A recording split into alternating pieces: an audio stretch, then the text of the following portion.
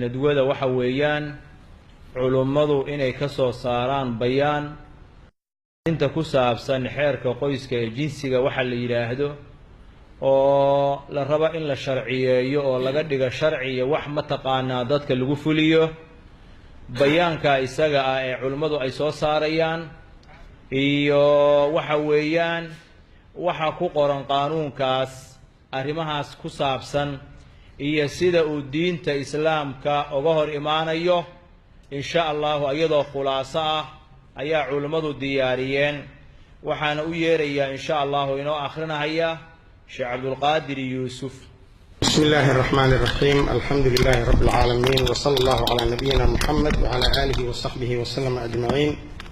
اللهم وفقنا لما تحبه وترضاه وجنبنا بما تغضبه وتأباه واجعلنا من الذين يستمعون القول فيتبعون أحسنه. باع كسافسن خطرتا هندسة قانونات في جنسية وأي هل كان كسو سارين قار كمد علماء الصوماليات وحباقة ودقانيا هاي سيدم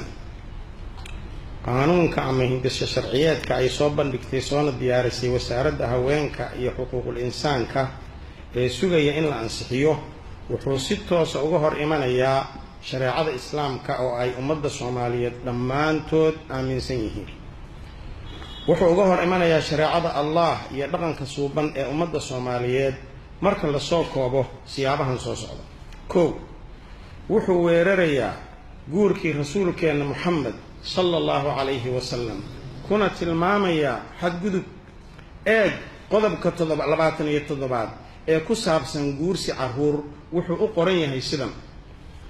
قف كستا وحا أقليا فالدنبيات قورسي عرهور هدي أسيء لكعه أقورسدو عرهور عن قانقار أحين قف كستا وحا أقليا فالدنبيات قورسي عرهور haddii uu si ula kaca u guursado caruur aan qaangaar ahayn faqradiisa saddexaad waxay u qoran tahay sidan qof kasta oo galaya faldambiyeed ku xusan qodobkan oo gala faldambiyeedka ku xusan qodobkan waxaa lagu xukumayaa xabsi aan ka yarayn 10 sano kana badnayn 15 sano qaybta erey bixinta waxaa lagu xadiday da'da guurka waxaa lagu yiri bogga sagaalaad da'da guurka waxaa loola jeedaa da'da qaangaarka qof kasta oo ka weyn oo ah da'da qof kasta si sharci ah oo xalaal ah u guursan karo sida ku xusan shuruucda Jamhuuriyadda Federaalka Soomaaliya waxaa ku sugan qabiil qoraalka dastuurka Jamhuuriyadda Federaalka Soomaaliya in da'da qaangaarka ay tahay 18 sano qodobkiisa 29aad farqadiisa 8aad haddaba waxaa ku sugan 5 kitaab oo ka mid ah kuwa asalka u ah axaadiista nabiga sallallahu alayhi wa sallam Bukhari xadiiska 3894 Muslim xadiiska 1422 Abu Daud xadiiska 2121 Nasa'i xadiiska 3378 iyo Ibn Majah xadiiska 1876 in uu nabi Muhammad sallallahu alayhi wa sallam عائشة قورسدي يدو سقال جرأة هدبا إن فالدنبيات لو أركو وح نبي محمد صلى الله عليه وسلم سميي وحي ملك دعكو تهي شرف كيسا إيا مقام كيسا منعها وح وقارن كرو قف أرميسن رسول لما سيدو كلا قضب كان وحو ستو سأظهر إيمانا يا قرآن كريمك وحو الله أرنيا واللائي يئسن من المحيض من نسائكم إن ارتبتم فعدتهن 3 أشهر واللائي لم يحضن آيات معنى هذا يهي أما تفسير كيرو كوا كقوستي ديغا عاددا أو كم إذا هوينكينا هدي أتكشكي سنتهين ولولا جيدو هدي أتقرن وإذا العددو دا عددو واسدح بلود إيا كوا أيسن عددو كدعين وكوا يريا عدد kuwa aanay caadadu ku dhicin iyo kuwa aanay caadadu ku dhicin marka ma gaarin ba caado waa yar aayadu waxay tilmaantay qof aan caado ka iman wali in ciidadeedu tahay 3 bilood haddaba cidda waxay ka timaadaa furiinna waxa ka horeeya nikaax sidaas ayuu qodobkaas u baalmaray shariicada fiiro gaar haddii ilmuhu uusan awoodi karin galmada sharcigu ma fasaxayo laakiin caqadka nikaaxa waa jirayaa waxaana la sugayaa oo aqalgeyntu ahaanaysaa kadib awoodda qofkaas sida ku cad kutubta fiqhiga gaar ahaan madhabteena shaaficiyada qodobka labaad ama arrinta labaad oo uu ku khilaafsan yahay shareecada hindisa sharciyeedka qaanuunkan ma kala saarayo nikaax sharci ah iyo zinaysi qodobka lixaad ee ka hadlaya ku xadgudubka jinsiyeed faqradiisa koowaad ba waxaa ku cad sidan qof kasta wuxuu gelayaa faldambiyeed ku xadgudub jinsiyeed ah haddii uu fal jinsiyeed la sameeyo oggolaansho la'aanta qof kasta oo kale lagama reebin haddii uu nikaax ka dhexeeyo labada qof sida uu tilmaamayo ereyga qof kasta shareecada islaamku waxay u aragtaa haddii xaaska la qabo laga helo oggolaansho la'aan xagga galmada ah iyadoo aan wax cudurdaar sharcigu ogol yahay jirin in haweenaydaasi ay tahay iyadu mid dembi kaga sugan xag allah wuxuu wariyey muslim saxiixiisa xadiiska 1436 can abi hurayrata radi allahu canhu qaal qaala rasuulu llahi sala allahu calayhi wasalam waladii nafsii biyadih ma min rajulin yadcu imra'atahu ilaa firaashiha fata'baa calayh ila kana aladii fi الsamaa'i saakhitan calayha xataa yardaa canha wuxuu yidhi rasuulku sala allahu calayhi wasalam waxaan ku dhaaranayaa allaha nafsadayda gacantiisa ku jirtee ma jira nin xaaskiisa ugu yeerayo gogasheeda dabadeedna ay diidayso ilaa allah ilaa hadduu jiro allaha sarreeya wuxuu u ahaanayaa mid dusheeda u caraysan ilaa iyo inta uu ka raalli noqonayo ninkeeda iyadoo sidoo kale haddii ninka laga helo oggolaansho la'aan uu kaga dhaartay galmada xaaskiisa cudurdaar sharci ah la'aantiis lasoo horjoojinaya qaadiga 4 bilood kadibna waxaa la farayaa inuu oggolaado ama furaha weynayda sida ku cad suuratu lbaqara liladiina yu'luuna min nisaa'ihim tarabusu 4 ashhurin fain faa'uu faina allaha gafuurun raxiim wain cazamuu اطalaaq faina allaha samiicun caliim haddaba halkaas shareecada islaamka ee nebi moxamed sala allahu calayhi wasalam la yimid waxay u socotaa meel qaanuunkanna meel kale waxay shareecadu ku tilmaantay gardarro oo loola jeedo oggolaansho la'aanta ka imaanaysa labada isqabta midkood ayuu ku xaqsiinayaa qofkii gardarnaa ee caasiyey allah dhanka kale haddii oggolaansho jirto laakiinse uu nikaax sharci ah jirin wax uga xusan ma jiraan oo mamnuucaya taasina waa zinaysigii sharcigu uu reebay wuxuu allah qur-aankiisa ku yidhi walaa taqrabu zina inahu kaana faaxishatan wasaa'a sabiila ha u dhowaanina zinada wuxuu ahaaday zinadu faaxisho oo lagu fasiray dembi foolxun iyo jid xun qaanuunkan wuxuu qodobadiisa aad ugu soo noqnoqday oggolaansho la'aan iyadoo aan marnaba la xusaynin oo aan laga saaraynin nikaaxa sharciga ah si cad qodobka saddexaad oo lagu haysto sharciyeedkan waxa weeye ama qaanuunkan jinsiga oo shareecada ku khilaafsan yahay qaanuunkan wuxuu u qeexay kufsiga sida ku qoran qodobkiisa 4 faqradiisa koowaad iyo qof kasta wuxuu gelayaa faldambiyeed kufsi ah haddii uu si ulakac ah geliyo haba yaraatee wax kasta ee la geliyo daloolka xubinta taranka futada ama xubinta taranka ee qof kale una adeegsado wax kasta ama xubin ka mid ah jirka iyadoo qofka kale uusan oggolayn waxgelinta 2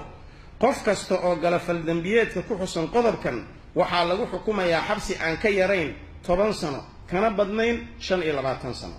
haddaba qodobkan wuxuu ku muujinayaa kufsiga 2 qof oo isku qabta nikaax sharci ah dhexdooda haddii oggolaansho la waayo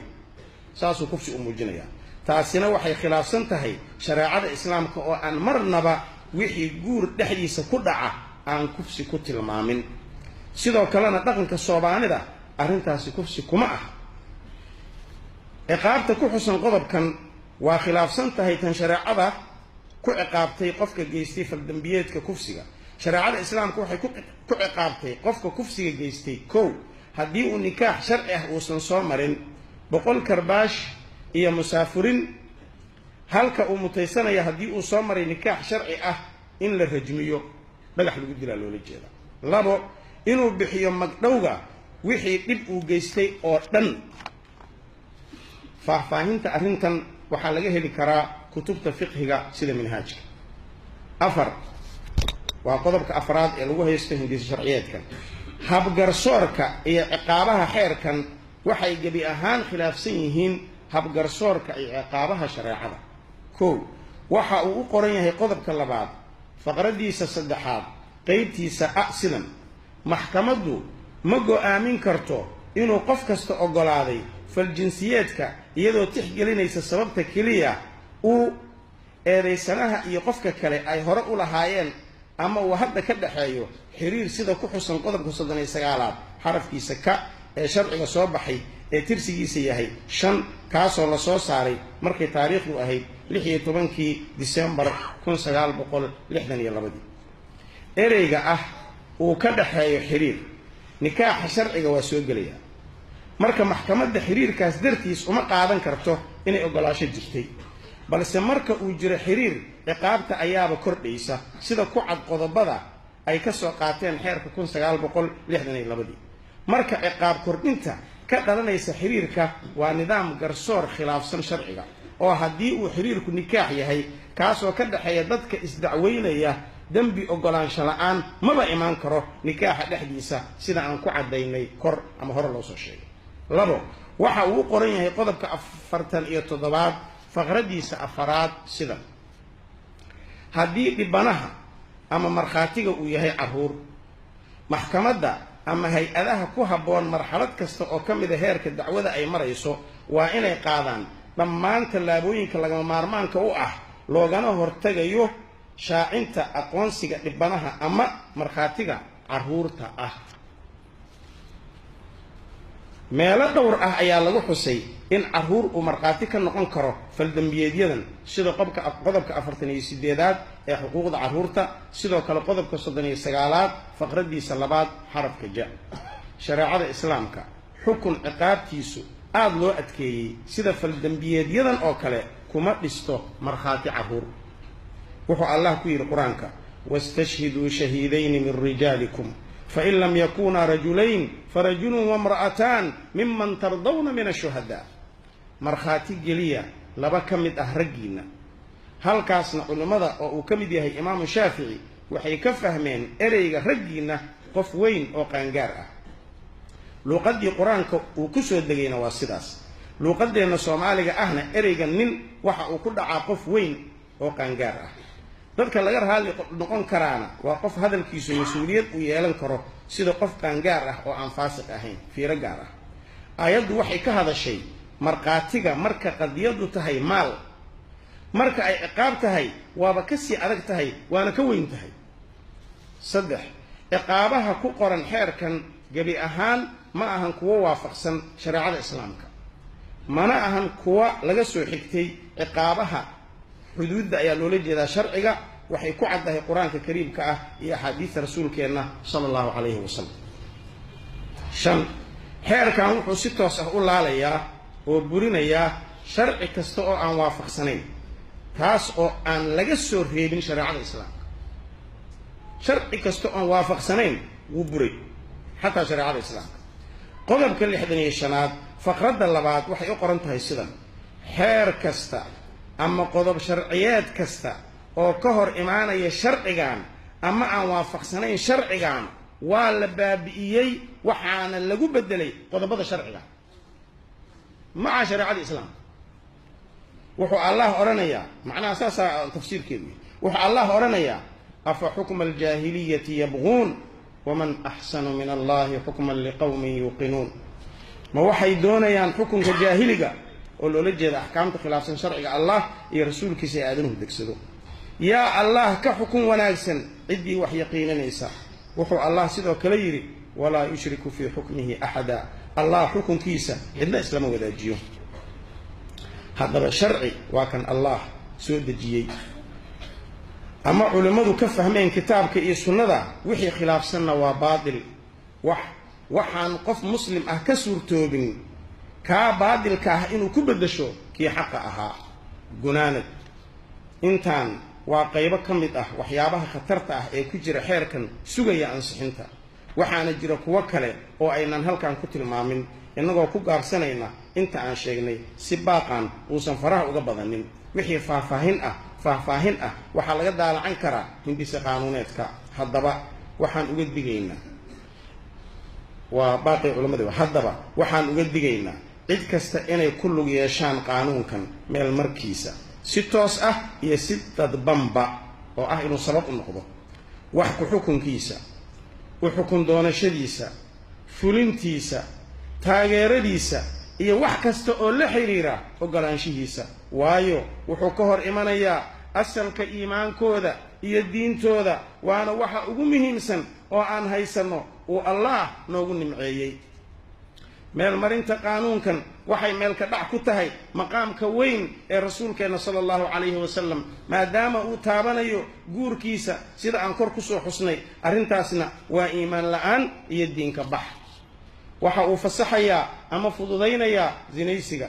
waxa uu baabi'inayaa oo duminayaa qoyska soomaaliyeed, wuxuuna isku dirayaa xubnihiisa, kamana jawaabayo baahida ummaddan.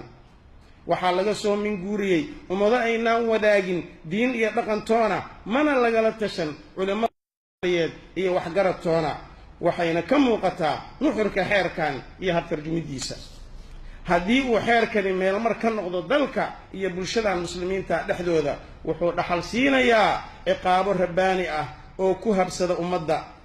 sidii laga dhaxlay xadgudubkii kacaankii militariga ee laalay axkaamta sharciga ee ku saabsanayd qoyska, uuna ku jeesjeesay hogaamiyaheedii si cad aayadaha qur-aanka, kuna laayay culimmadii isgarab taagtay axkaamta islaamka, taas oo ay ilaa maanta ina haysato. wuxuu wariyey imaamu ibnu maajah xadiiska 4019 can ibni cumara can الnabiyi salى اllahu عalayhi wasalama qaal: wma lam taxkum a'immatuhum bikitaab illah wayatakhayyaruu mima anzala allah ilaa jacala allahu ba'sahum baynahum. haddii aysan ku xukumin madaxdoodu xukunka kitaabka allah oo aysan wixii allah soo dejiyey ka soo dooran, wuxuu ka yeelayaa dhibkooda iyaga dhexdooda. ciqaabtaas oo ah kala tagga, isnacaybka iyo isdilka dhexdeenna yaalla muddada dheer, waxaana cad inay ka timi arrintaasi nabigu sala allahu calayhi wasalam uu tilmaamay. ugu dambayn,